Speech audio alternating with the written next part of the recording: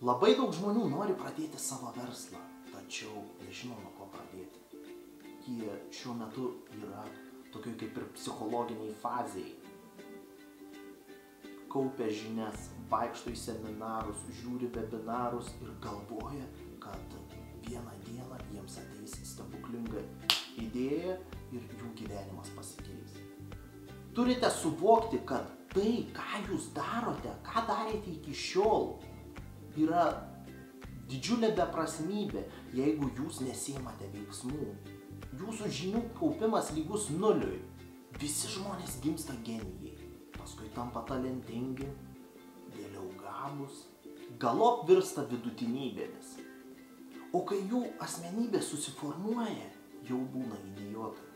Kiekvienas iš jūsų gali pradėti verslą, tačiau dėl netinkamo tėvų auklėjimo, mokyklos, draugų, pažįstamų ir taip toliau, jūs įsinerėte į varlės odą ir kankinatės gyvenime. Kiekvienam tai tęsiasi pakankamai skirtingą laikotarpį.